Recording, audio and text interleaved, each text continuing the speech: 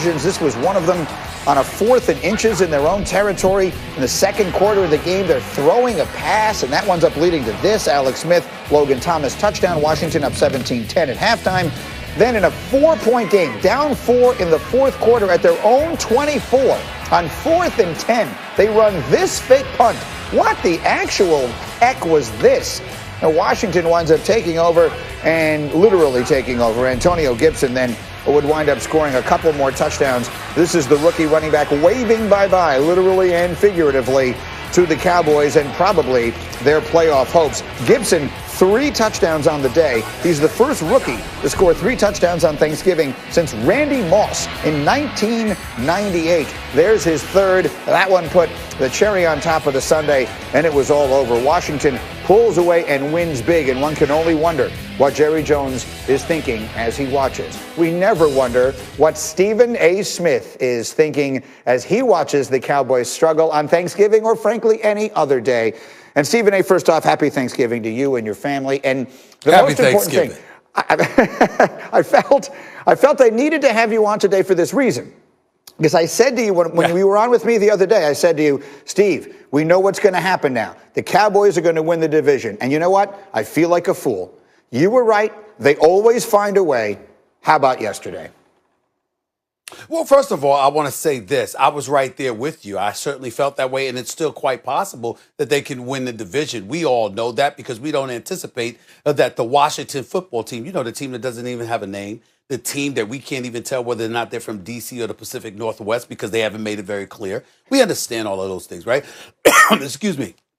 The bottom line is this, though. We have to focus on yesterday. Even though we may have been wrong, you feel like a fool. I feel ecstatic. I feel wonderful. I mean, did you see how they collapsed? I mean, on Thanksgiving, they stuck up the joint. I thought that their holidays were going to actually be good for Cowboy fans. Can't be good after yesterday, what transpired yesterday afternoon. This is a very, very beautiful day. Cowboy fans everywhere. I can't find anybody. Now, I will give credit to my buddy, the playmaker himself, Michael Irvin, that Hall of Famer with the yellow jacket, obviously 3 Super Bowl titles. Now, he did ultimately come out of hiding. It took him about 12 hours, Greeny, but he came out of hiding to actually speak to me just literally a few minutes ago and tried to make the excuse that, you know what, it all coalesced with one another. It's come together. Just like this is an awful year for the world. You know what? It's right in line with the Cowboys. Just trying to find a way to soften the blow of their ineptitude. But there's no pulling this off. Fake punts, interceptions, fumbles by Ezekiel Elliott. No matter which way you turn, Antonio Gibson looking like the second coming of Barry Sanders or Walter Payton or Jim Brown, whatever name you want to come up with. This is what happened to the Cowboys on Thanksgiving. I've got to tell you something right now, Grady. For those Cowboy fans out there, I don't blame them for hiding. I don't blame them for trying to sit up there and disguise their identities. I mean, listen, as awful as they looked yesterday, they deserve it. For me personally, I understand you feel like a fool. I feel absolutely wonderful. This is a beautiful post-Thanksgiving moment as far as I'm concerned. I absolutely love Thanksgiving yesterday. It's one of the best Thanksgiving I've had in quite some time. Matter of fact, the last 2 years, considering how the Dallas Cowboys stuck up the joint against the Buffalo Bills last year, and then they come and they lose this time around.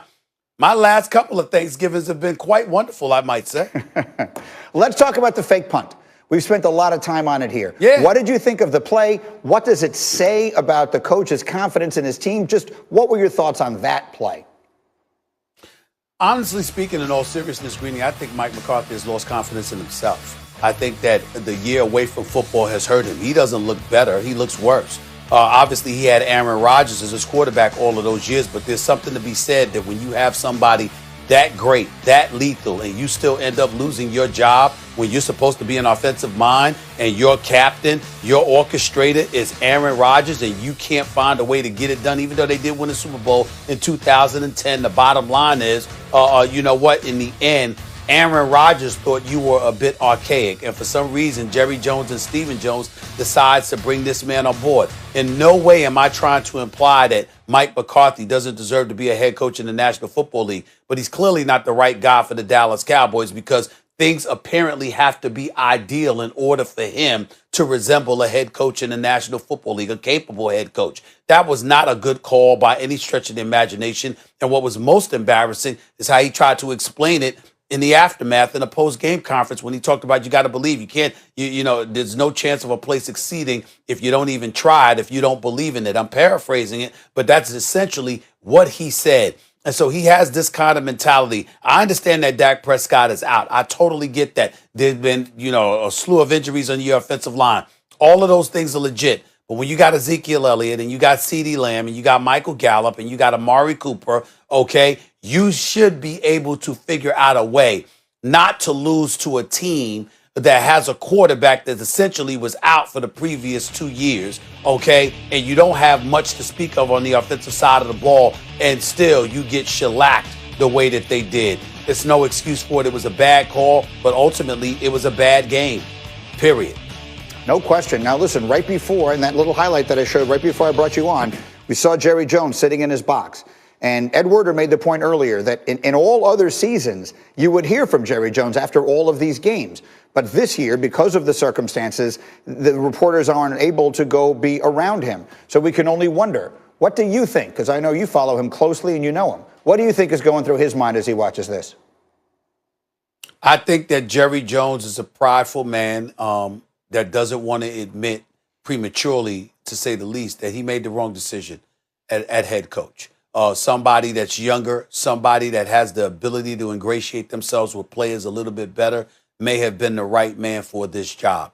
Again, that's not casting any aspersions on Mike McCarthy in terms of his resume. He is a Super Bowl champion. He's been to numerous NFC championship games. And I think that the man should be a head coach in the National Football League, but not the Dallas Cowboys. When you consider the star, America's team, all the ambiance that comes associated, the microscope that they are under, how Jerry Jones is your president and your GM and everything in between, and you've got all of this stuff going on, that's not the kind of environment that a guy like Mike McCarthy, in my opinion, can handle.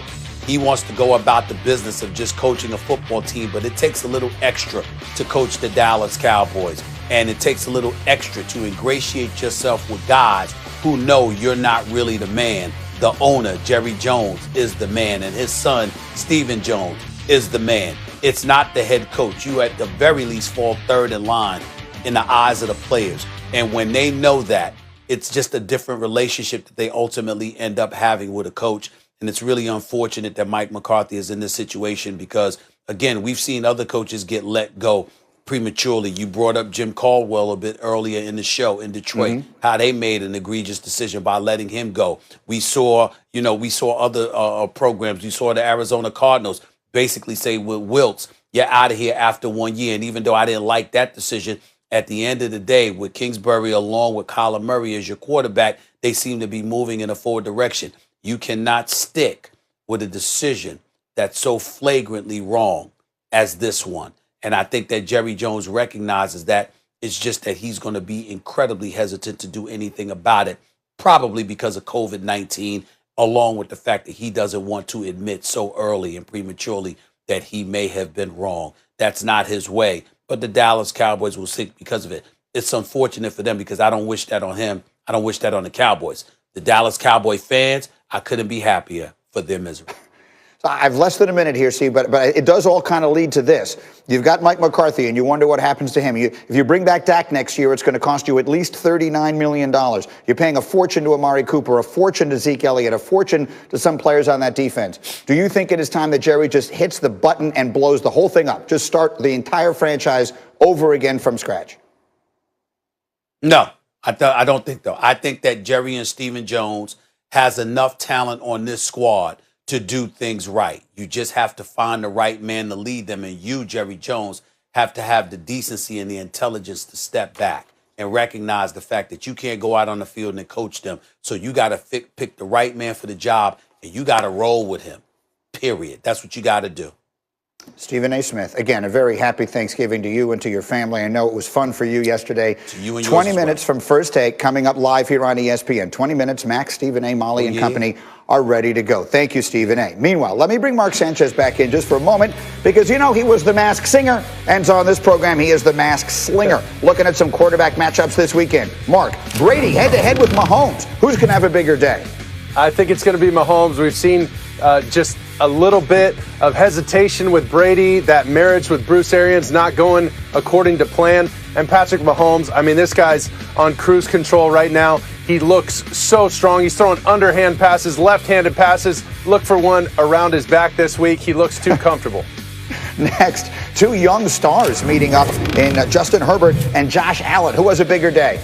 You know, Justin Herbert's lighting this league on fire. Other than his new haircut, he looks like Central Casting from Stand By Me. Remember that old movie, those kids walking around on the train track looking for whatever? But listen, Josh Allen, he's having a career year. Completion percentage is off the charts. He's playing great. They helped him out getting Stephon Diggs, and that's been huge for him. He's got a 3-to-1 touchdown to interception ratio. I'll take Josh Allen. I like it. All right, one more. Two young quarterbacks. Tua versus Darnold. Who has a better day? You know, a strange week last week for Tua, getting benched against the Denver Broncos. I got more on